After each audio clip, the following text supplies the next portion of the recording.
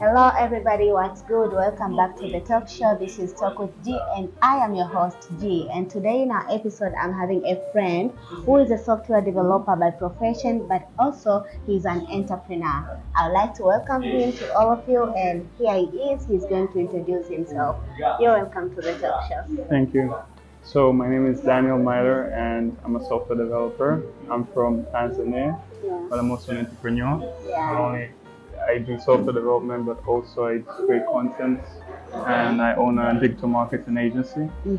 So yeah, I can just Yeah, by the way, you're doing a great job. I've been making a follow up on your social medias, and your content is superb, and you're doing something great. thank you. And by the way, I have some few questions for you, and Alright. I want to know, we all know that technology, I mean, tech industry is Yeah. rapid and fast, and it's growing. Yeah. So I want to know, in what ways do you believe in this tech industry, and in the way that it has evolved over the years? Like, how do you see it, and how do you think that it's going to play and shape our future?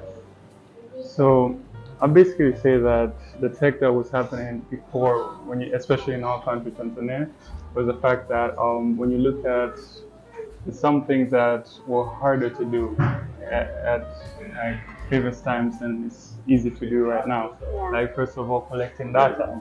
Like let's say if you own a business and then you actually have to put your sales every single day. Yeah. I mean, where do you actually put that data? So that's actually the best thing about the emerging technology. Like Yeah. technology has brought a platform whereby I can have somewhere store my data, and anyone can like access it anytime. Okay, it's So like we have moved from that part of writing on papers, and Yeah. now we have database and everything. yeah, and the best part about that is the fact that it cannot be deleted unless being given access to. So it's not like paper; someone can tear it apart, and you don't know your proper sales and stuff like that. Okay, so looking at the latest technologies, Yeah. which emerging technology is interesting to you, and you think that it's promising? I'd say artificial intelligence. AI? Yeah. Give me five. Okay, so how do you envision these emerging technologies, and how do you think that it's going to impact several sectors in our lives? So first of all, I'd say that these technologies are very good because they've been able to make us like our jobs more easier. Yeah. Like I'd say that some other developers are kind of threatened by it because they think it's going to replace us since AI can write code. Yeah. But if I'm being honest, AI is as capable as a human being can make it be. So Yeah. I just believe that it's made us more powerful. Like the fact that right now you can go and have a personal lawyer with ChatGPT. You can ask Yeah. it questions and don't even go to a lawyer. You can actually make it like agreements and stuff like that. So it's actually great. Yeah, like last few days I was in Instagram, and Yeah. then I saw this girl, like Yeah. it was her graduation, Yeah. and then her graduation cap had chat GPT on top of it, and then the caption was like, if you know, you know. So every student is going to understand this. Like chat GPT has played a role in our Very. assignments. Any kind of question, you just type it and then you get all the answers. So Well, AI is good. I I wish agree. I had that 2 years ago. We are lucky to have it now. We are, honestly speaking, Yeah. because when you look at very few things right now, that makes the whole aspect of like every job very hard, Yeah. and there's some jobs that are going to be kind of replaced and not that important in the coming markets. Yeah. Whereby, let's say, if you can be done. Okay, sorry. So if you're sick and then you need to be operated on, right? Would you go for something that has 99.9% like accuracy, or would you go for something that has likely more 50%? 50-50. Yeah, 50-50. Obviously, I'm gonna pick the 99.9. So what if that was actually a robot doing an operation on you? Would Why you be? not? So I mean that's the whole point of emerging tech. So I Yeah. feel like professionals should actually embrace it, Yeah. find a way to work like around it and work with it to actually Yeah. create like a bigger like ecosystem around this like whole AI tools. Because there's so many AI tools that are coming out every single day. Yeah. They're helping us solve so many problems, like with the all like image identifications and stuff. Like at airports, you can actually. And as we know that opportunities can come in different forms. Yeah. So, from your point of view, from your perspective, what are some significant opportunities and like that an individual should be aware of in terms of personal and professional growth? Um, if I'm being honest about that, it's the fact that we have a lot of opportunities around now. Like the internet is the whole opportunity, like on its own. Because if you can't learn something online, then you cannot learn it anywhere else. I mean, before, like our parents and people, like they didn't have access to like data and how hard information was. But now we do. Like if I want to learn something today, I can go over the internet and search it and I'll learn. Like people don't know this, but I'm actually a dropout. So yeah, like I decided to like quit uni when I saw that wasn't that important for me to like grow in my career because I was already like working in the process. Like I was always interning when I was in university. I was going to like competitions. So just because you're in uni does not mean that you just have to go with the flow with go to classes, do do that, and just leave it there. No, like we have to actually, like how do you put this? Like go after what you want. Yeah. So I think most youth lack determination because they don't know what they want. Okay. So I think the most important thing that should be for anyone is to figure out what they want to do in life and how long they can actually do it because however hard something is, if you love it, you'll do it. Yeah, sure. So when it comes to opportunities, especially in our country, a lot of people wait for opportunities, but I don't believe that. Like I break boundaries when I go after what I want, and countless times I've done that. Like if you don't have a customer, let's say you just graduated and maybe you studied software development or computer science, but you don't have a customer, you've never done any website, you've never done any projects, you've never done anything. Why don't you go after someone or a business specifically that's starting out and offer them your services? Even if it's actually for a certain small fee or for free, because that's actually you growing your portfolio. Yeah. So I think the biggest problem with like people here and the team here, they're too comfortable. Yeah. They don't want to be told, and people get too emotional when you tell them, "Hey, this is supposed to be done like this," and everyone's like, "No, no, no, this is not supposed to be done like this." Yeah. So I think a lot of opportunities pass a lot of people because of that. Like I can say recently, like just this year, I've been working with clients all over the world, and I've never met even one of them. Yeah. And how did I get them? Like I personally like profile these companies. Like I Googled them, I researched what they do, I saw the opportunities, I did the whole like SWOT analysis, the strength, weaknesses and everything. And I realized what are the threats and how I can become an opportunity for Yeah. them. And by doing that I converted them into clients. So rather than me sitting down in an office waiting for work or someone to actually bring me work, I went after what I wanted, like companies I wanted to work with. And trust me, I got a lot of no's. It hurts, Yeah, I see. but it was good. And now I could say the no's actually also made me become better because it made me become better at asking, like, and sending more better proposals. So I could just say the youth really needs to be comfortable with being told no. Yeah, it's like for the time being, ever since I got to know you through, like I've been going through your social medias, and lately, like your profile and your portfolio is like flourishing. Every day you have something, you're posting some new work, some new content, of which it's a good thing. So what I can say to everybody who is watching us right now is you don't have to sit down and wait for somebody to call you for work. You can just try, Google something, search for something, and then you get a job or you get a work offer for yourself. So we should stop being too comfortable. We should have our determinations. And also, there is not a formula like somebody went to school, graduated, and now they are hired or they are employed.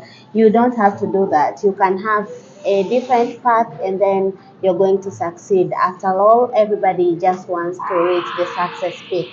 And if you want that, you should stop being comfortable today. True. Yeah. That's the only advice I guess I can give to you. Stop being comfortable. Get up and work. Yeah, And stop being opportunities are emotional. everywhere. Yeah, and stop being emotional. I want to. Yeah. Yeah. I am a firm believer of Yeah. collaboration and support. And we know that these are essential tools for growth in any kind of industry. So, how do you think that we can foster the culture of this collaborating or supporting or helping each other grow within technology industry? Um, First of all, I feel like for Tanzania it's a sensitive topic because in Tanzania we have this concept, or maybe the African culture. I'm not Yeah, sure yeah. so sure I about th- this, but Maybe Africa. yeah, Let's say Africa. yeah, let's say Africa. Uh-huh. So we have this concept whereby if someone is making money, it means I'm making less money. And trust me, that is not the situation. Mm-hmm. There's enough money for everyone, there's enough money for everything. If you just actually learn to stay in your lane and collaborate when necessary.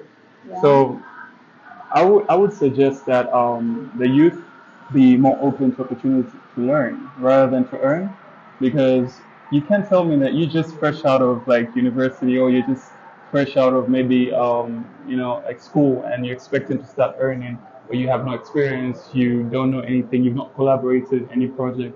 I mean, how you expected to have a portfolio and all of Yeah. that. So collaboration is a very sensitive topic here, but I think for the youth to collaborate with each other, we need to actually, like how do you put this?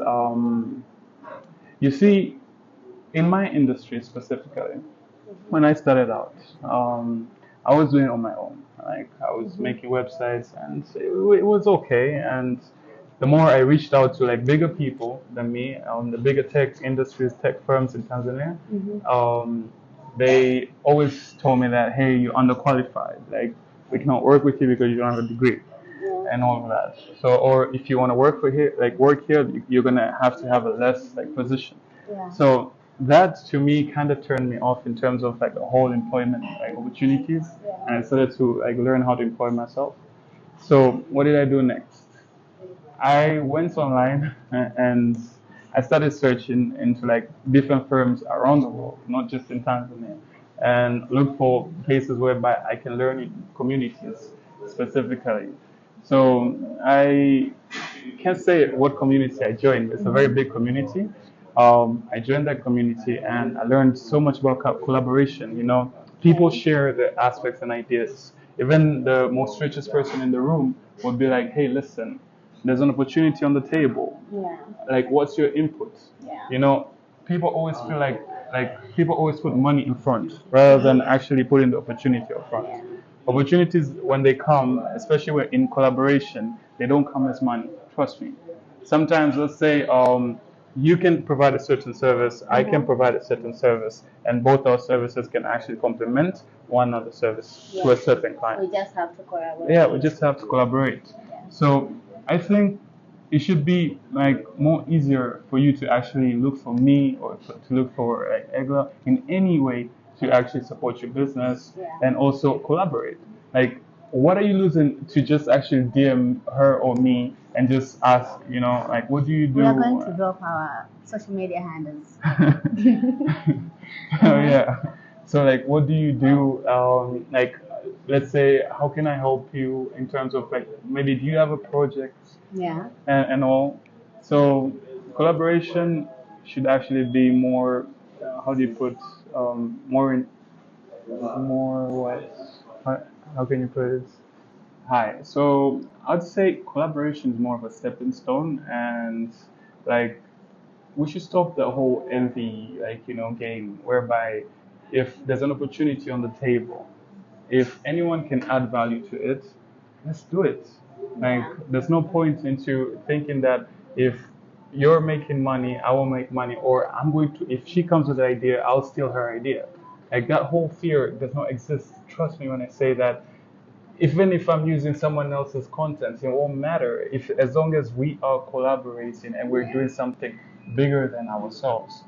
So yeah, I think the youth should be open, should be more open to these opportunities and should be more open to collaborating with each other, because it's simple. It's just like hit me up, call me, and ask me if I'm free. Sure, we're gonna do it. Or if I'm interested in it, Why not? Yeah, like Right. I've known so many people who have maybe a certain idea, Yeah. especially in terms of innovations, and then they'll be like, "Hey, what do you think about this?" And I happen to know some other people, and I'll Yeah. be like, "Hey, I think you should contact this one, this two, this three," and then Yeah. they'll be like, "What if they steal my idea?" So they are missing out on the entire concept of collaboration and support because they feel like if I go to somebody and this is something new, I want to invent it, I want my name to be on the board. But that person doesn't have funds, doesn't have resources, doesn't have even a space to say that they are starting their innovation project. So they are just scared to reach out to people for collaboration and stuff because they think that their ideas will be taken. So I think that I don't want to call it stupid, but maybe it is a stupid kind of It idea. is, Yeah, it honestly. is because when you're new into a certain industry, especially maybe in our tech industry, you need people to guide you. Like, yes, maybe you're good at programming, you're good at maybe emerging technologies, but there are people who have an experience. That's why when you go Yeah. for job interviews, they'll be like, do you have a working experience? Have you Yeah. worked before? And how long was it? Yeah. So when you're fresh from school, when you're fresh from college, look for learn than earn, right? Yeah. Yeah, so you should look for learning than earning, as he just said. Yeah. Yeah, that was My important. guys, you all need to actually learn how to collaborate more Yeah. because trust me, this industry has so much money for all of us and all of us can eat. So you thinking that if you're gonna collaborate with me is me stealing your opportunity, then That's so lame. that's so lame. Yeah. And you're gonna grow in any way, trust me. Yeah, like there is a room for everyone to grow. So just I'm, water your plants. So we have come to the part where maybe everybody has been looking for, but I didn't want this session to end. It has been very interactive and it has been, I can say I've had fun because I Yeah, me like too. talking about technologies, like the current status of the world and the society and everything that's impacting Yeah. us. And I think you have delivered. So if you think we have delivered, don't forget to keep watching the next episodes and the next ones. And I, together with Daniel, we are going to say Bye.